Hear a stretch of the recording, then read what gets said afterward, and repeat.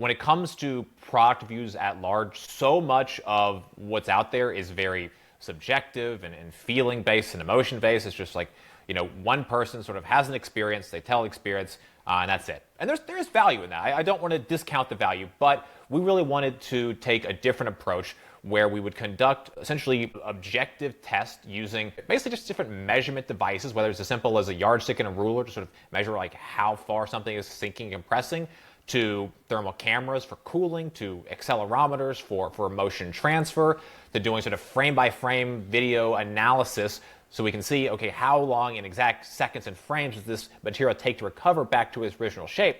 And we basically do this for as many different testing categories as we can, combine all this data, and then use it as part of a broader sort of system of reviews and a library of reviews to then be able to make really informed, helpful analysis and recommendations. Hey everybody, it's Roger with Kinsta. Today I'm joined by a new friend, Derek. Hey Derek, how are you? Hi, doing well. Thank you so much for having me. Yeah, no, absolutely. Thanks for joining me. Derek, we recently, Kinsta wrote a case study with you. NapLab is your company, kind of talking about how we've been able to help your company achieve its goals and grow more and things like that. So I wanted to have you on here and talk a little bit about, how it is running an online business like you're running, how you got into it a little bit, and then also how Kinsta kind of helps with that. But just to kind of get started, how did you get into working with the web and digital marketing? It really goes back to just being a kid in high school.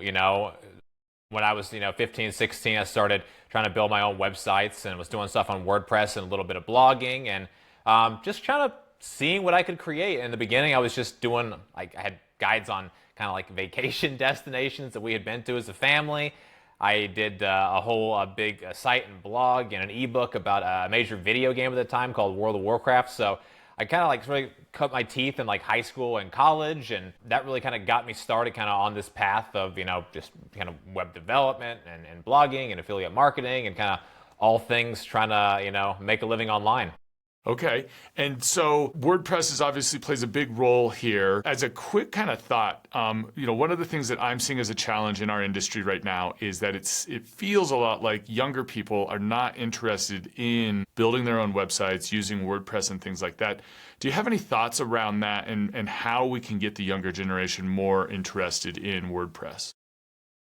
Yeah, I think you're absolutely right. And I think part of the reason is, so many social media platforms have made it viable to have kind of all of your content there. Like you can just be a YouTuber or just be a TikToker and still make a perfectly good living. And nothing wrong with those platforms. You should absolutely use those. We do use those. There's no reason to not. But I think the risk with putting sort of your entire sort of, content experience on those social platforms is you don't actually own the platform. The platform owns you. The platform owns the content. If the platform decides that you're not right for their audience anymore, or you're not content that they want to monetize, you can lose a huge chunk of your business kind of overnight. Having your own website in addition to those platforms, I think helps really insulate, your revenue streams, your traffic streams, and really just becomes sort of a home base for your audience. And it's a place that then you own and you control. And it just, I think, really protects you from sort of the wider risk of sort of major changes in terms of what the platforms can do. Absolutely. I think that's really insightful. Another term that people throw around is digital sharecropping a little bit, where, hey, you're working on somebody else's property, you're making them a bunch of money. Sure, you're getting some stuff, but at the end of the day, it's not yours. So that's really fascinating. So fast forward, let's talk about NapLab. How did this come about? Really by total accident. In 2014, my wife and I got married. We needed a new mattress, so we did kind of the whole in-store thing. We went and laid on beds and tried some stuff out. We found a bunch we liked, but they were all, $5,000, and we were a newly married couple, no real money to speak of, and pretty frugal people at that. So we just couldn't stomach the $5,000 price tag. So we ended up taking a chance on these online mattresses that were really just getting started. This was, middle of 2014. So online beds were really new at this time. I know they seem very obvious now, but at the time there was just a couple of brands. So we tried one, it wasn't a good fit, but we were able to return it pretty easily. Tried another, it was a little bit better. And then I had sort of ended this sort of personal shopping experience, having tested 2 beds in my house, having done all this research, been in store, had all these shopping notes. And I basically just took all this stuff and wrote some reviews, wrote some comparisons, wrote some sort of guides of just kind of what we had been through, and just put it up really as a hobby project more than anything, just to kind of like something fun to do over a weekend. And it really just struck a chord. So within just a few weeks, we had substantial traffic. It was getting like, actually we're making some money on it. And I started to think, wow, we could actually do this. And fast forward a couple of months, it replaced my full-time income. Fast forward 6 months, I was ready to make the leap and became a full-time mattress tester. Okay, fantastic. So kind of breaking it down a little bit here, can you explain the process of mattress testing and then how your WordPress website plays a role in that?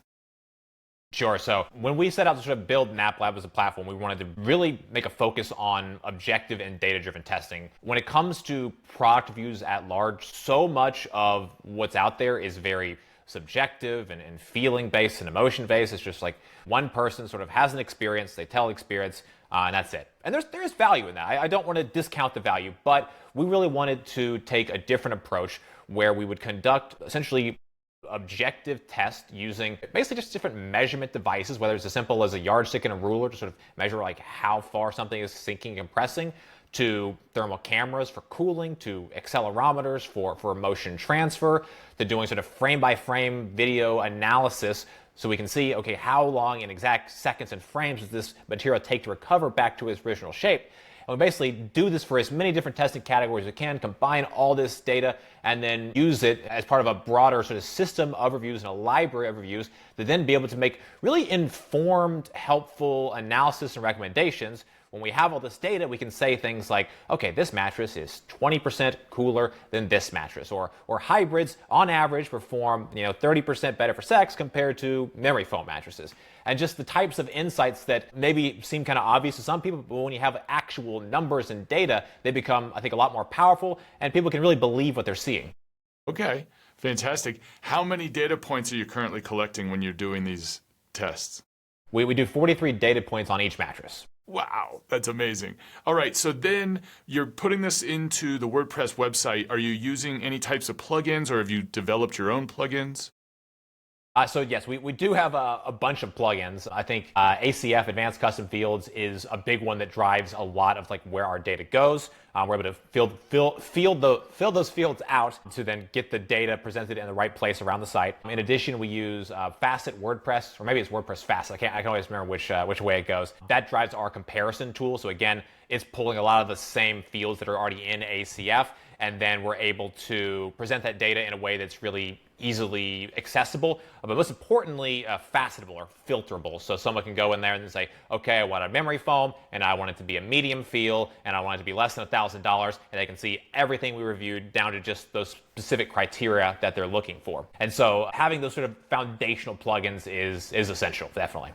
Absolutely. Okay, very cool. So you've gotten the site constructed. When you first launched the site, you did not launch originally with Kinsta. We don't need to name names here. But where was the breaking point where you realized, hey, I need to find a better host? I think that for us, the breaking point was just, page speed performance, and then just, flat out reliability. And that was really the breaking point, where we were essentially exceeding the server resources that were allocated to us by the plan that we were on with the previous company that we were using. And so we're just timing out, it's just spinning, pages are breaking. It's a terrible experience for users, and every minute, every hour that we're offline is money that we're losing, it's traffic that we're losing. It's a visitor that's coming, having a terrible experience, and is never coming back. Or, maybe they will, but they may never. So that was really the breaking point for us. We tried to move to a different plan, sort of a traditional sort of dedicated server with the host that we're using at the time. And it was just a terrible experience. And again, I was really feeling the crunch of like where we were at, because we were having, again, just so much downtime with page timeout and spinning issues and 503 errors that we were desperate for anything. So it didn't take very long for me to sort of branch out and say, okay, we need something that is like clearly next level, because at this point, we had moved from mostly using various levels of shared hosting to then we moved to dedicated server, and even the dedicated server was really struggling. And so I was like, all right, well, what's the next step? And at the time, in 2016, it was really cloud hosting, which was, I don't know how new it was at the time, but I think it was still relatively new. It was very new to me. It was something we had never done, had never really had a need to do, but it seemed like a logical step forward, especially with the ability to quickly and easily scale up from there, because I knew we would have the ability to get whatever resources that we needed, basically. Excellent, excellent. When you came over to Kinsta, what were some of the immediate things? You had that, you're talking about reliability. We're on the Google Cloud platform, performance, page speed, like that. Are there any tools within the Kinsta dashboard that really help your workflow? The big one that we often rely on is the find replace tool on the server side things. It's so easy and it's so simple. I log into the dashboard, I click find, I hit replace, and it does it in a minute or so. Incredibly convenient. And it has saved, I don't know how many hundreds of hours, literally hundreds of hours over the years, stuff that would have taken us tons of manual time to go out there. And there are WordPress plugins that do it to varying levels of degree, but I think there are often gaps there, and at least in our experience, with a lot of those plugins, you end up like timing out server resources, and so things break halfway through. And so at just the number of pages we had and the number of replacements to be made, that server-side tool ends up being just so valuable. That's great. And, I know our developers are going to love hearing that feedback. And I think another little aspect of the Find Replace tool that's nice is we create an automatic backup for you. So if that Find Replace doesn't go as you want it, you can quickly restore back to what you had. As you're moving forward here and your next steps growing NapLab, what are the exciting things that you're really preparing for next to take your business to the next level?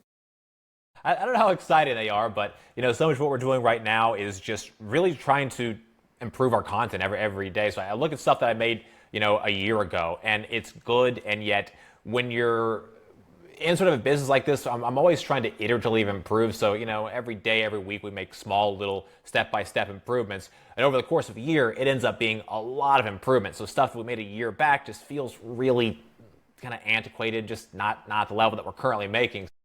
About every year, we update essentially every piece of content on site. So we are in the midst of sort of a really major round. We've done sort of all of our standalones. We've done all of our best of content, and now we're working through all of our comparison content. So that's sort of the big project my team and I have been working on. Kind of looking sort of down the road, we're looking at sort of, what are some other areas that we could do to basically expand and improve our testing? Are there additional sort of objective tests that we could bring online? So just as we sort of look at sort of the broader sort of update process for our content, we also sort of track our review systems. And so we're currently what we're calling sort of review system 1.2. We started with 1.0, and we're starting to basically look at 1.3 now and wonder, okay, what we have is good. Some of these things are working. Some of these could be better. Are there new tests? Are there new tools? Are there new measurement devices? So we've sort of always kind of testing in the back end, sort of bringing all this stuff kind of up to a level where we feel that it's good. And then I'm hoping maybe by this fall, Q4, we'll be able to roll out our 1.3 system. Very exciting. So the review system is your product at the end of the day. Essentially, yes. We are, fundamentally a product testing, product review company. So we get mattresses, we do our tests, we write our reviews, we do our videos, we clips, and then publish that to the website and to our YouTube channel as well. Excellent. For people who are looking to start up a business, not a mattress comparison business, that market is cornered. But for people who wanted to set up, whether it's another type of review site or something along those lines, what is your piece of advice for when they're first starting out? What should they be focusing on, and what can they kind of just ignore until a later stage? I think one thing to focus on straight away is really thinking through your review process, testing process, editorial policies, scoring process if you're going to have a scoring system, and I think for most product reviews you should. Setting a really good foundation for yourself and spending some time to really think about each of those different areas will really solve a lot of problems that otherwise would crop up down the road. For example, if you have a really solid set of tests, those are something that you might improve upon, but having a foundation of, all right, I'm going to test in these ways, I'm going to do these tests in this exact way every single time, it really makes it a lot easier to consistently create your content, which I think also allows for sort of a natural evolution of the content over time. But it also creates, I think, reviews that feel more honest, that are more honest, because they are based on a really foundational level of just consistency. And so your sort of editorial policies, sort of how transparent you are with sort of what you're doing and how you're doing it and why you're doing it, are also kind of in a similar vein. It just helps to make sure that everything that you're creating feels very solid, very consistent. And it not only is better for when readers and viewers come to your site because they can say, okay, well, he's tested 100 of monitors or laptops or whatever, and he always does a monitor test, he always does a color test, he always does a response test, he always does a durability test, and they're always done in this way, and so it makes it really easy to then compare from one review to the next. As far as things that you could probably skip on, I think the big thing to skip on is this notion of a perfect plan. You should definitely plan, you should definitely prepare, do those foundational things as much as you can. But over the years, I've had a ton of friends and family and colleagues and others come to me, and they have like their idea. They're kind of pitching me. They want to get my feedback. They say, "Oh, okay, I want to do this and this and this. Is this a good idea?" And I'll try and help them sort of talk through it and think through things. But at the end of the day, so many of those stories, those people, those ideas, they just go nowhere. I think it's because people are often just without the full plan. It can be really hard to jump in, and so. Don't feel like you need to have a perfect plan. You are not going to have a perfect launch or even a perfect 6 months. Do it as good as you can and just be committed to gradually improving over time. If you look at the stuff that I was creating 10 years ago, 5 years ago, even 18 months ago, it looks bad. Increasingly levels of badness depending on how far we go back. But I mean, when I started, I was just a kid. I was just kind of figuring out as I went. And if I had wanted to come up with this perfect plan, I would have never gotten off the starting block. So be okay with making some mistakes. You're going to make mistakes, but learn by doing and just get started and just be willing to iteratively improve each day, each week, and each year.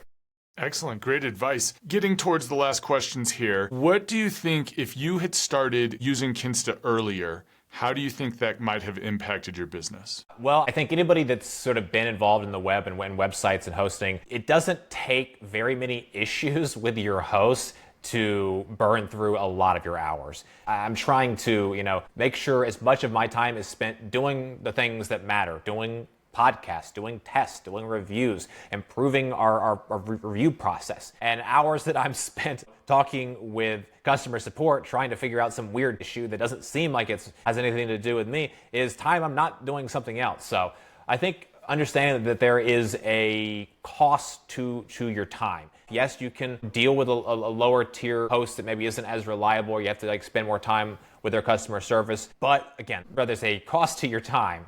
And so remember that time that could be spent doing something productive versus time that you're spent just spinning your wheels trying to make the website work.